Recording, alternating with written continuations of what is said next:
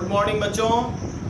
तो हम लोग अपना संकल्प के चैनल पर क्लास 12th के मैथ को आगे बढ़ाते हुए और इंटीग्रेशन के अंतर्गत पिछले क्लास में हम लोग डिफिनिट इंटीग्रेशन यानी निश्चित समाकलन को शुरू किया था।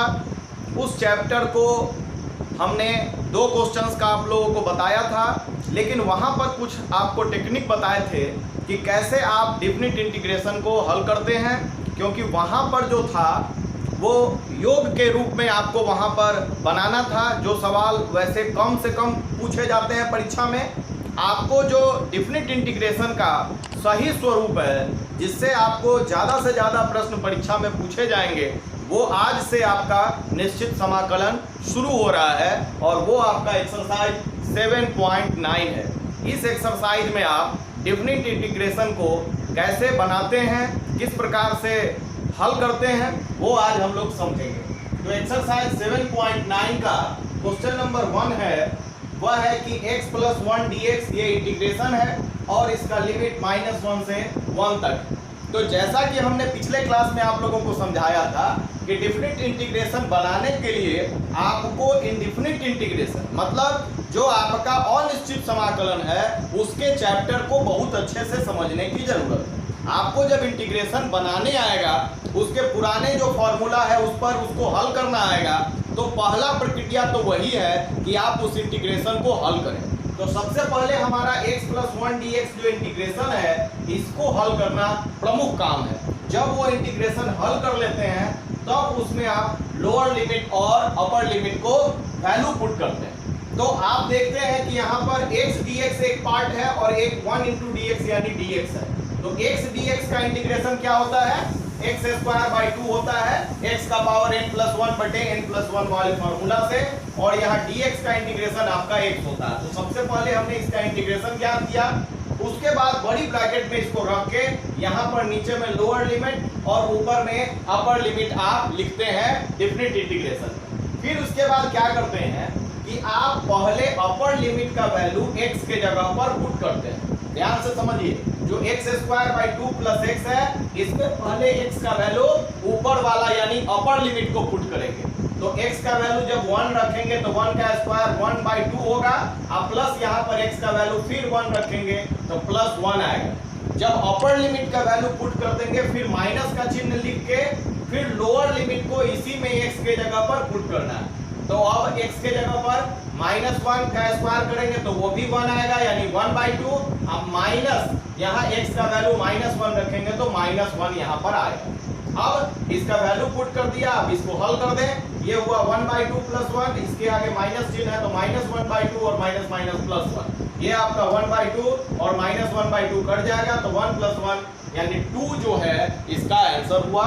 तो इस प्रकार आप समझ सकते हैं कि डिफिनिट इंटीग्रेशन में कुछ नई बातें ज्यादा नहीं है आपको, इसीलिए आप देखे होंगे कि इनडिफिनिट इंटीग्रेशन में बहुत सारे चैप्टर, मतलब 7.1 से 7.7 तक आपका पूरा का पूरा इंटीग्रेशन है, क्योंकि आपने जो वहां सीखा है उसी का प्रयोग यहाँ भी आपको क्यों करना है, उन्हीं सब सूत्रों का प्रयोग यहाँ पर भी करना है। तो आप वो जो उसका बनाने का तरीका है वो एक्सरसाइज 7.1 से 7.7 वाले वीडियो में समझ सकते हैं, और यहाँ पर अब आके आपको केवल यहाँ डिफिनिट इंटीग्रेशन में उसका लिमिट का वैल्यू पुट करना है। फिर अगला प्रश्न देखें, प्रश्न संख्या 4 को हमने लिया है आपके लिए। sin 2x dx और 0 से π/4 लिमिट है। sin 2x का इंटीग्रेशन होगा -cos 2x/2। sin x का cos x होता है और x के जो गुणक में होता है वह इंटीग्रेशन में बटा में आ जाता है, तो -cos 2x/2। अब इसमें जो x के अलावे जो कांस्टेंट राशि होगी उसको आप बाहर निकाल लेंगे, क्योंकि उसमें अपर लिमिट और लोअर लिमिट डालने का कोई फर्क नहीं पड़ता है। तो -1/2 को हमने बाहर निकाला तो क्या बचा, cos 2x 0 lower limit upper limit π/4। अब इसका वैल्यू पुट करेंगे तो ये हो गया -1/2, पहले अपर लिमिट cos 2 × π/4 -cos 2 × 0, ये 2 से 4 कटेगा तो ये आपका 2 बार, तो cos π/2 और माइनस ये 2 × 0 यानी cos 0 आपको वैल्यू आएगा। अब cos π/2 यानी cos 90 डिग्री का मान क्या होता है, 0 होता है, तो इसके जगह पर 0 और cos 0 का मान 1। तो ये आपका जो है मल्टीप्लाई होगा तो 0 आ जाएगा, और ये माइनस माइनस प्लस और ये 1/2 इसका आपको आंसर हो जाएगा। अब प्रश्न संख्या 7 को देखिए। tan x dx इंटीग्रेशन है 0 से π/4। ये tan x का इंटीग्रेशन का फॉर्मूला है माइनस log cos x। तो ये इसका फॉर्मूला हमने यहाँ रखा इंटीग्रेशन का, और यहाँ पर लोअर लिमिट अपर लिमिट का वैल्यू पुट करना है। यहाँ पर माइनस को बाहर निकाल लेंगे क्योंकि इसका कैलकुलेशन पर असर नहीं पड़ेगा। फिर 0 से π/4 पहली बार में अपर लिमिट यानी log cos π/4 माइनस दूसरे वाले में जो है लोअर लिमिट यानी log cos 0। अब आपको पता है कि cos π/4 यानी cos 45 डिग्री का वैल्यू 1/√2 रखेंगे यहाँ से यहाँ तक इसका वैल्यू, और cos 0 का मान जो है 1/2 रखेंगे।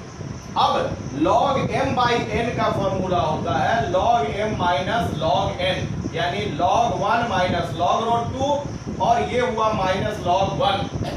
ये आपका log 1 से log 1 कटेगा तो माइनस log√2 हुआ, और ये माइनस से गुना होने पर माइनस माइनस प्लस log√2, और √2 को आप लिख सकते हैं 2 का पावर 1/2। तो 1/2 जो पावर है वो फॉर्मूला जो होता है log m का पावर n, तो n साइड में आ जाता है, बगल में आ जाता है, तो 1/2 बगल में आएगा log 2, ये इसका उत्तर होगा। साथ में यह भी ध्यान रखिए कि log 1 का वैल्यू 0 होता है, तो ऐसे भी यदि log 1 का वैल्यू 0 रखेंगे तो ये आपका इसी प्रकार का मान आपको प्राप्त होगा। अब इसका क्वेश्चन नंबर 8 देखिए। इसमें है cosec x dx, और ये लिमिट π/6 से π/4। अब यहाँ पर cosec x dx का आपको केवल इंटीग्रेशन देखना है, ये अभी भूल जाना है। पहले इसका इंटीग्रेशन क्या होता है, तो इसका फॉर्मूला है log cosec x minus cot x। तो ये फॉर्मूला इसका लिख दिए, और इसका लोअर लिमिट और अपर लिमिट जो है वो बड़ी ब्रैकेट के ऊपर नीचे लिख दिया गया। अब जब इंटीग्रेशन निकल गया तो अब इसका अपर लिमिट पहले बैठाएंगे x के जगह पर π/4, यहाँ पर भी x के जगह पर π/4, यानी टोटल जो आपका फलन आया है पूरा एक्सप्रेशन में आपको अपर लिमिट का वैल्यू x के जगह पर रखना है। जब ये रखा जाएगा तब माइनस का चिन्ह देके लोअर लिमिट का वैल्यू रखना है। तो यहाँ पर आपका π/6 और यहाँ भी π/6 वैल्यू पुट कर दिया गया लिमिट का। अब इसका मान रखना है cosec π/4 यानी cosec 45 डिग्री। तो आप ऐसे याद करेंगे sin 45 का मान 1/√2, तो cosec उसका उल्टा यानी √2 वैल्यू होगा।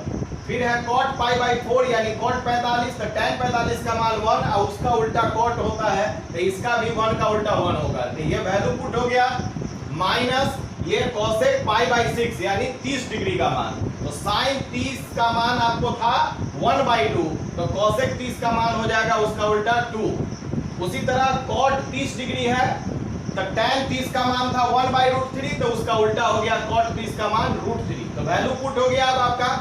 अब आपका फॉर्मूला है क्या, log m minus log n बराबर log m बटा n। तो ये आपका जो है ऊपर अब बटा में 2 माइनस √3 और इसका मॉड लगा देंगे, तो ये आपका आंसर आपका प्रश्न संख्या 8 का आपका निकल जाएगा। ध्यान रखिए ये सब जो सवाल है ये ऑब्जेक्टिव में पूछे जा सकते हैं, या ये कहिए कि डिफिनिट इंटीग्रेशन का जो आपका प्रक्रिया है वो इसमें समझाया जा रहा है। क्योंकि आप देख रहे हैं कि ऐसा सवाल दिया गया है जो डायरेक्ट उसका फॉर्मूला निकल जाए, केवल आपको वैल्यू पुट करना यहाँ सिखाया जा रहा है। आगे के चैप्टर में या आगे के सवालों में धीरे धीरे सवाल कॉम्प्लेक्स होते चला जाएगा, कठिन वो होते चला जाएगा। अब यहाँ पर क्वेश्चन नंबर 9 देखिए, dx बटे √1 माइनस x²। ये भी डायरेक्ट फॉर्मूला पर है, ये साइन इनवर्स x का इंटीग्रेशन। तो ये इसका इंटीग्रेशन का फॉर्मूला साइन इनवर्स x रख दिया गया, इसका लोअर लिमिट अपर लिमिट रखा गया। यहाँ पर पहले अपर लिमिट 1 रखेंगे तो साइन इनवर्स 1 और माइनस लोअर लिमिट रखा गया तो साइन इनवर्स 0। अब ये कैसे निकालते हैं, तो साइन इनवर्स 1 का मतलब होता है कि साइन में 1 कितना डिग्री का मान है, तो साइन में 1 π/2 का मान है यानी इसका वैल्यू होगा π/2। अब माइनस साइन इनवर्स 0 यानी 0 डिग्री कितना का मान है, तो 0 डिग्री का मान 0 है, तो इसलिए ये इसका वैल्यू हो गया 0। तो ये हो गया आपका π/2 माइनस 0 बराबर π/2। साइन ये इनवर्स का वैल्यू जो है इनवर्स ट्रिगोनोमेट्रिकल रेशियो में भी आप लोगों ने सीखा है। यदि आप लोग नए हैं तो जरूर आप इसके पीछे के वीडियो इनवर्स ट्रिगोनोमेट्रिकल रेशियो वहां पर जाके भी ये सब समझ सकते हैं कि वैल्यू कैसे लिखा जाता है। अब आपका क्वेश्चन नंबर 12 है, cos स्क्वायर x dx। तो इस तरह का इंटीग्रेशन भी हम लोग पहले बना चुके हैं। इसको बनाने का क्या तरीका है कि इसको फॉर्मूला पर रखते हैं 1 + cos 2x/2। 1 + cos 2x बराबर होता है 2 cos स्क्वायर x, और cos स्क्वायर x का वैल्यू रखना होगा तो ये हो जाएगा आपका 1 + cos 2x/2, ताकि इसका इंटीग्रेशन आसानी से निकल सके, क्योंकि cos स्क्वायर x का डायरेक्ट कोई इंटीग्रेशन का फॉर्मूला नहीं। अब यहाँ पर 1/2 जो है इसको बाहर कर लेंगे तो आपका बचेगा 1 + cos 2x। तो 1 यानी कि 1 का dx का गुणा होगा तो dx का इंटीग्रेशन होगा x, और cos x का इंटीग्रेशन होता है sin x। तो cos 2x का होगा sin 2x, क्योंकि x के जो गुणक में है वो बटा में आएगा। sin 2x/2 ये इसका इंटीग्रेशन हो गया। 1/2 बाहर है और लोअर लिमिट और अपर लिमिट यहाँ पर लिखा गया है। और अब इसमें पहले अपर लिमिट का वैल्यू पुट करेंगे, यानी x के जगह पर π/2 प्लस यहाँ पर भी π/2। तो यहाँ पर x का वैल्यू π/2 रखेंगे तो 2 से 2 कट जाएगा, तो यहाँ क्या आएगा sin π अब बटा 2 माइनस, जब यहाँ पर 0 वैल्यू पुट करेंगे तो ये 0, और sin 0 बराबर भी होता है 0, यानी दोनों का वैल्यू 0 हो जाएगा। तो सीधे हमने यहाँ पर 0 रख दिया। अब ये आपका पार्ट 0 है, ये मल्टीप्लाई होगा तो π/2 और 1/2 मल्टीप्लाई होके π/4, और sin π का वैल्यू होता है 0। ये भी आप इनवर्स ट्रिगोनोमेट्रिकल रेशियो के वीडियो में देख सकते हैं कि कैसे हम sin 180 degree plus theta, sin plus theta, sin π/2 minus theta, इस तरह का वैल्यू हम वहां पर निकाल के आपको बतलाए थे। तो ये हो गया sin π का वैल्यू 0, तो ये आपका 0 आ गया, यानी इसका उत्तर होगा π/4। अब इसका 13वां प्रश्न है x dx बटा x स्क्वायर प्लस 1 और लिमिट 2 से 3।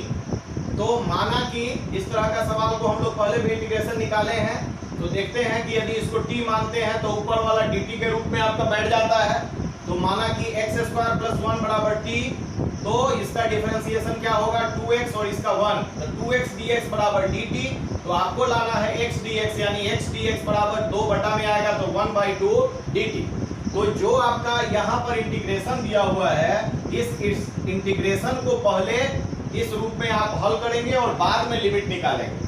तो ये x dx बटा x स्क्वायर प्लस 1 बराबर क्या आ रहा है आपका, ये x dx के बदले में 1/2 dt है, तो ये 1/2 कांस्टेंट बाहर, ऊपर के लिए आपका dt, और नीचे में x स्क्वायर प्लस 1 बराबर हो गया t। तो यानी कि ये हो गया 1/t dt का इंटीग्रेशन क्या होता है log t होगा, तो ये आ गया आपका 1/2 log t।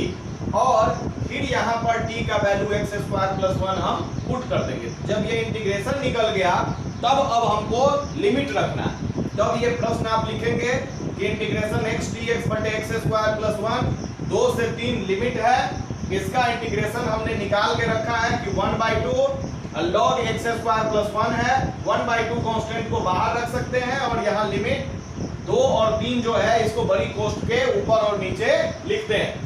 पहली बार में इसका अपर लिमिट का वैल्यू पुट करेंगे तो यहाँ log 3 का स्क्वायर प्लस 1 और माइनस का चिन्ह देके लोअर लिमिट रखेंगे log 2 का स्क्वायर प्लस 1। ये हो गया log 3 का स्क्वायर 9 प्लस 1 यानी 10 log 10, और माइनस ये हो गया 2 का स्क्वायर 4 प्लस 1 5, तो log 5 log m minus n बराबर log m बटा n, माइनस में है तो बटा में जाएगा, तो ये हो जाएगा log 10 बटा 5 जो कट के आ जाएगा log 2, और 1/2 सब जगह बाहर में है, तो ये आपका आंसर होगा 1/2 log 2।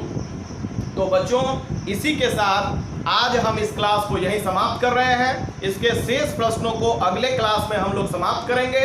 आप लोग इसी तरह इस चैनल अपना संकल्प को अपना सहयोग देते रहें। धन्यवाद।